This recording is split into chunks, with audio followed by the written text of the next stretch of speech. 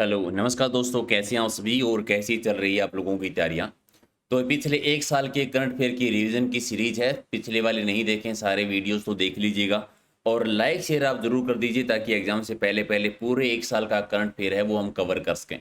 आज का most important topic है जहाँ से आपके एग्जाम में निश्चित रूप से 1 या 2 प्रश्न आएंगे ही आएंगे। टोक्यो ओलंपिक 2021 से जुड़े महत्वपूर्ण प्रश्न, तो पूरा वीडियो देखना है। जितने भी क्वेश्चंस आप सही कर सकते हैं कमेंट करके आप जरूर बता दीजिएगा और लाइक शेयर जरूर कर दीजिए। पीडीएफ अगर लेना चाहते हैं इसकी और बाकी जितने भी वीडियोस होते हैं सभी की पीडीएफ आपको मिलेगी टेलीग्राम चैनल पर, जिसका लिंक है प्रहलाद सारण सर के नाम से। राइट, तो चलिए करंट अफेयर की सीरीज है और मोस्ट इंपॉर्टेंट है। तो देखते हैं ओलंपिक से जुड़े हुए कितने क्वेश्चंस आपको याद है। बिल्कुल एक आसान सा कि टोक्यो ओलंपिक 2021 किस देश में आयोजित किया गया था। तो ये हुआ था जापान में, जो कि आपको याद ही है। तो राइट आंसर आपका सी है। अगला कि टोक्यो ओलंपिक 2021 ओलंपिक का कौन सा संस्करण था, यानी कौन सा ओलंपिक हुआ था, 20वां, 30वां, 32वां या 38वां। तो ये टोक्यो में जो था अभी जापान में 32वां संस्करण था, यानी सी आपका सही आंसर है। अगला है very very important, Tokyo Olympic 2021 का आदर्श वाक्य क्या था। टोक्यो ओलंपिक 2021 का आदर्श वाक्य क्या था। United bye emotion, United bye emotion. तो राइट आंसर आपका क्या होगा, बी हो जाएगा सही आंसर। नेक्स्ट है कि टोक्यो ओलंपिक 2021 में कुल कितने देशों ने भाग लिया था। टोटल कंट्री कितनी थी, कितनी देशों ने भाग लिया था। तो टोटल 206 देशों ने भाग लिया था टोक्यो ओलंपिक 2021 में। डी आपका सही आंसर रहेगा। अगला है एक और बहुत ही इंपॉर्टेंट क्वेश्चन है, टोक्यो ओलंपिक 2021 में भारत का थीम सॉन्ग क्या था। भारत का थीम सॉन्ग क्या रखा गया था। तो थीम सॉन्ग था लक्ष्य है तेरे सामने। थीम सॉन्ग था लक्ष्य है तेरे सामने। डी हो जाएगा सही आंसर। अगला है कि अगला ग्रीष्मकालीन 33वां ओलंपिक संस्करण कहां पर होगा। अभी जो टोक्यो में हुआ था ये 32वां था, हम पढ़ के आए हैं। 33वें का आयोजन कहां पर होने वाला है 2024 में। तो 33वां फ्रांस में। कहां पर होने वाला है, फ्रांस में। तो राइट आंसर आपका डी होगा। अगला है कि भारत के लिए टोक्यो ओलंपिक 2021 में गोल्ड मेडल किसने जीता था। तो नीरज चोपड़ा ने। एक कितने गोल्ड मेडल जीते थे, भारत ने एक ही जीता था। किसने, भाला फेंक प्रतियोगिता में हरियाणा से नीरज चोपड़ा ने। तो राइट आंसर आपका डी होगा सही आंसर। अगला है कि नीरज चोपड़ा किस खेल से संबंधित है।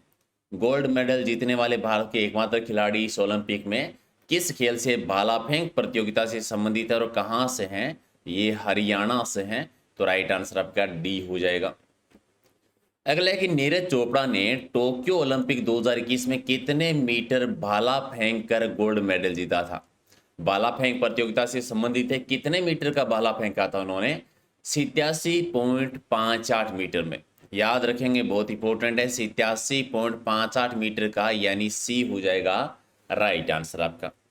अगला है कि नीरज चोपड़ा भारतीय सेना पद में किस पद पर आसीन है। भारतीय सेना में है और कौन से पद पर है भारतीय सेना में, सूबेदार के पद पर है, यानी डी आपका राइट आंसर है। अगला है कि पहली बार व्यक्तिगत स्पर्धा में, ओलंपिक में व्यक्तिगत स्पर्धा में गोल्ड किसने जीता था। भारत में पहली बार ये जीता था अभिनव बिंद्रा ने। अब नीरज चोपड़ा ने भी जीता है, ये कौन से। तो नीरज चोपड़ा जो है ये सेकंड व्यक्ति हैं, याद रख बात है, पूरे इतिहास की बात कर रहे हैं। ओलंपिक में पहले व्यक्ति जिन्होंने व्यक्तिगत स्पर्धा में गोल्ड मेडल जीता था अभिनव बिंद्रा जी हैं। और दूसरे व्यक्ति जिन्होंने व्यक्तिगत स्पर्धा में गोल्ड मेडल जीता है वो नीरज चोपड़ा हैं। तो दोनों चीजें याद रखेंगे एक साथ। अगला एक, टोक्यो ओलंपिक 2021 में पहलवानी में भारत को रजत पदक किसने दिलाया था। पहलवानी में रजत पदक मिलाया था रवि दहिया के द्वारा, यानी राइट आंसर सी है। और याद रखें पहलवानी में कौन, रवि दहिया ने कौन सा पदक जीता था, इसी का अगर उल्टा पूछ लें तो कौन सा पदक, रजत पदक जीता था। अगला है कि टोक्यो ओलंपिक 2021 में भारत की पीवी सिंधु ने कौन सा मेडल जीता था। पीवी सिंधु जिन्होंने ब्रॉन्ज मेडल जीता था बैडमिंटन में, टेनिस, सॉरी, सी हो जाएगा राइट आंसर। और अगला है कि लगातार 2 बार ओलंपिक खेलों में मेडल जीतने वाली प्रथम भारतीय महिला कौन बनी है। लगातार 2 बार ओलंपिक खेलों में मेडल जीतने वाली पीवी सिंधु जो हैं ये पहली भारतीय महिला हैं। तो राइट आंसर आपका बी है। अगला है कि टोक्यो ओलंपिक 2021 में भारत को मुक्केबाजी में कांस्य पदक किसने जीताया था। मुक्केबाजी में कांस्य पदक तो लवलीना बोरगोहेन, तो राइट आंसर आपका एक। किस खेल से संबंधित है, ये भी नेक्स्ट टाइम यही क्वेश्चन आ जाएगा। लवलीना का संबंध कौन से खेल से है, तो मुक्केबाजी से संबंधित है। चलिए पीवी सिंधु जो है वो किस खेल से संबंधित है? पीवी सिंधु जो है वो बैडमिंटन से संबंधित है। तो राइट आंसर आपका डी हो जाएगा सही आंसर। अगला है कि टोक्यो ओलंपिक 2021 में भारोत्तोलन में किस भारतीय महिला को सिल्वर मेडल मिला था? भारोत्तोलन में किस भारतीय महिला ने भारत को सिल्वर मेडल किसने दिलाया था? मीराबाई चानू ने दिलाया था। मीराबाई चानू ने, तो राइट आंसर डी है मणिपुर से, तो डी आपका सही है।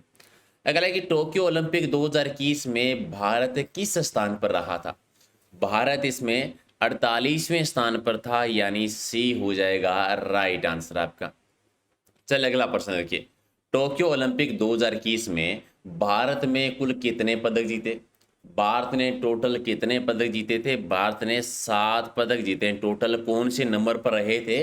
48वें नंबर पे है।